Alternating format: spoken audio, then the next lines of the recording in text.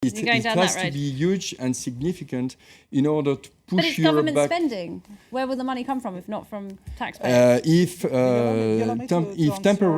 temporarily the deficit increases, right. It's only temporary. Because look, with austerity, it increases mechanically. So let's bring in. Sorry, Danny. Let's bring in, because we are running out of time. Rafael Douadi, you wanted to come in on that. Yes, I mean, precisely. I like the question, where is the money coming from? And that goes also to the political question, which puts a kind of a squeeze in the German government is kind of squeezed between the need to save the euro because it is their economy, and also not going completely against the German population. And there is this impression that it's a German taxpayer who is paying for Greece, who is paying for Spain, etc. And here you have to understand where is the money coming from and what is it. An essential aspect is the level of rates. The German taxpayer, the French taxpayer, whoever, will pay the day where interest rates are going up because this is the burden of the debt. So as long as interest rates don't go up, no one pays, except somehow investors, markets who get lower interest rates. Markets are ready. I mean, there is an enormous tank of money in the markets. As long as and now I would like to remind something. You don't go against the market. When you want to not to be a slave of the market, you have to do with the laws of the market. Here I'm paraphrasing Nobel Prize of Medicine Henri Laborie, who said, when you want to fly a plane, you cannot deny the law of gravity. You have to do with the law of gravity. And in here, the law of markets is simply supply and demand. That is a very simple thing. So you need to control the demand for sovereign bonds wherever they are. If the Europe goes to the market in a disordered manner, where Spain addresses the market on the one hand, Germany addresses the market on the other hand, investors will systematically go for the less risky place. And you have over-demand for German and French bonds. You have under-demand, and here Mr. Draghi is correct by saying there are borrowing rates which are unacceptable, except that you cannot declare they are unacceptable. Market decides. So you have to make them acceptable. So in here, basically, I wouldn't like to go into too technical, but too technical discussions, but there are technical solutions, and they do exist to make, and they are not purely political. And here I would like to insist on that. That is, we can go the political path, and I think it's not a bad thing. And I'm really in favor of going to more European integration.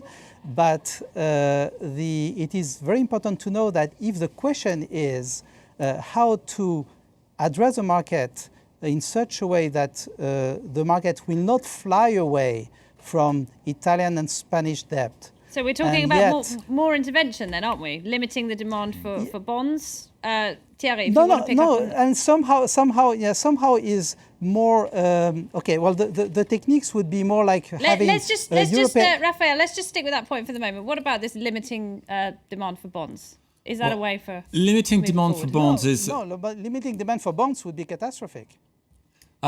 What strikes me in this whole story about limiting demands and everything and the whole Eurozone crisis is that our leaders for the past 2.5 years have always been going for short-term measures and never addressing the fundamental issues. Sometimes in a very cryptic way, like today.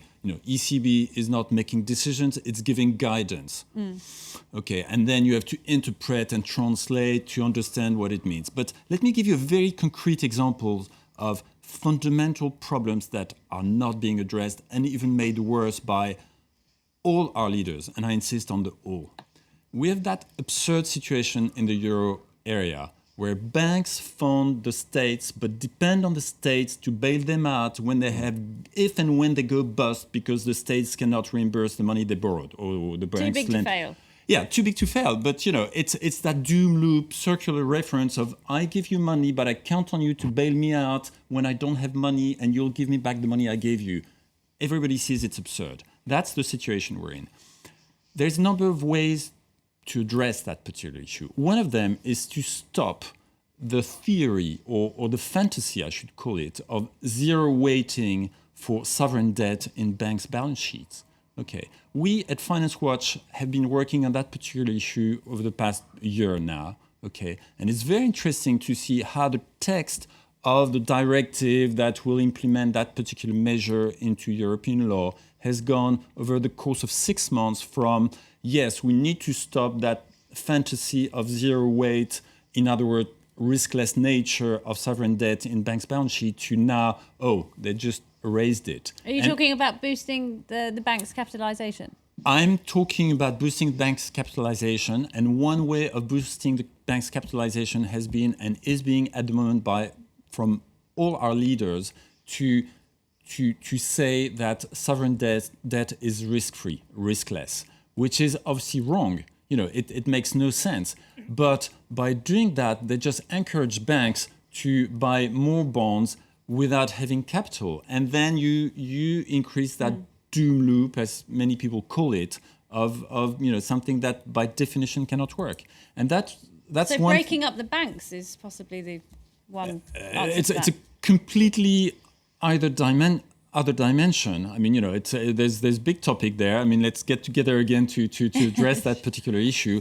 But clearly, we need to end that wrong incentive for banks to get an infinite return on capital. You heard me, infinite return on capital by buying sovereign debt, because that's just an encouragement to buy sovereign debt considering it's risk-free when it is not. And those are much more difficult issues, and everybody's putting that under the carpet. Nobody's addressing that. And as long as those issues are not addressed, the crisis will keep on going. Raphael, I can hear you're dying to come back in on that. It is a bit slightly briefly, if you will. more complicated. It's very, very brief. It's slightly more complicated because precisely regulations are changing, and the regulations are changing. And in fact, there is precisely the new regulations are imposing capital, and the move goes too far, way too far. So there is no consultation between the change in regulations and the definition of capital and the macroeconomic views of governments and the central bank. And this mismatch sometimes makes also very absurd situations where on the one hand, the banks would like to still buy some debt, and because of new regulations have to sell it massively, and they're precipitating certain countries into big debt trouble. So the consultation also between regulators and governments is absolutely necessary. All right, Raphael. Yanis, if I could just bring back Yanis Varoufakis, you wanted to have a word on that. Yanis in Athens. What this conversation is full of interesting points, but we're missing the urgency of the situation that the Eurozone is facing. The monetary mechanisms of the Eurozone have broken down. This is a currency union at an advanced stage of disintegration. We should take this very, very seriously. We have a situation where the ECB just very recently lowered the interest rate, and yet it could not transmit this to the parts of the Eurozone where the lower interest rates were most necessary. We have a situation now where €1 in a Greek bank account has a present value, an expected value, which is much less than €1 in their own bank account, and that has a lower value than €1 in a Parisian bank account, and that has a lower value than €1 in a Frankfurt bank account. That is a situation which calls for instant attention, and that attention is not coming.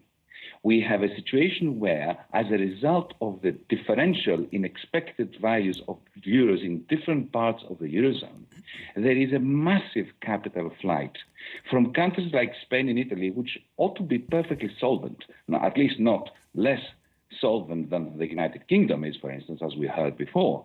And yet these countries are now beyond repair. And they are beyond repair because of this tsunami of capital that is flowing from Italy and Spain to Germany and to Holland, to the surplus countries.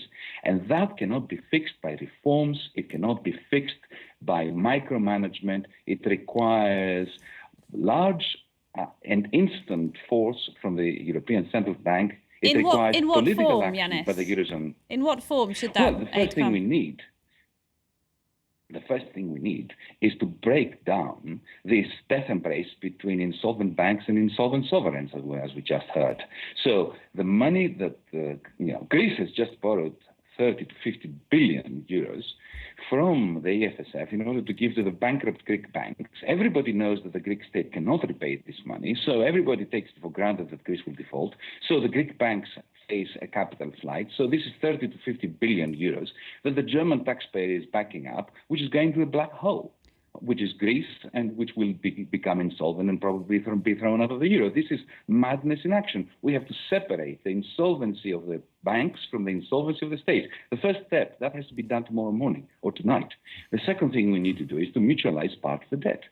Simply unify the Maastricht-compliant part of the debt. And you can do this in many different ways or forms. You can do it through the redemption fund that the five wise men that advised Mrs. Merkel suggested. We can do it by the ECB issuing its own bonds, ECB bonds, and borrowing on behalf of member states just to cover for the Maastricht-compliant, Maastricht-legal part of the debt. And we need aggregate investment and investment flows to the European Investment Bank that unleash a wave of demand where it is needed so as to enable Italy and Spain in particular to exit that death trap. All right. Unless we do these things, the Eurozone is going to be history. All right. Yes, there is one point which is very important in this comment on which I agree, but the opposition to this comment is always, yes, but we are going to pay for people who are not savvy. I would like to precisely say that there are technical solutions so that this can be done without costing a penny to a German taxpayer. All right. Thierry, just before we go, just a last word on the big changes that need to be done. Yeah, I think Yanis said something which is so true. I mean, urgency of the situation. And what was really worrying about what Mario Draghi said today was, well, one question from a journalist was, when are you going to transform those guidance into actual intervention? And he answered, the when is when the countries will have taken the necessary political measures and everything. We all know what that means. That means it's not happening tomorrow morning. And therefore, we are not facing the reality, which is situation is urgent. And, the measures, proposed by Yanis, I think make complete sense, and they have to be done tomorrow morning, literally. All right. Very sadly, we've run out of time. We're going to have to leave it there. Thank you very much indeed to all of my guests tonight. I'm sure we'll be hearing from the Eurozone leaders once again as the crisis rumbles on. Just remains for me to thank Danny Lang, Thierry Philipponnat, Yanis Varoufakis, Raphael Douadi and Matthew Warren as well. Thank you, all of you, very much indeed. Thanks to you for watching. We'll be back with another debate at the same time tomorrow. Good night.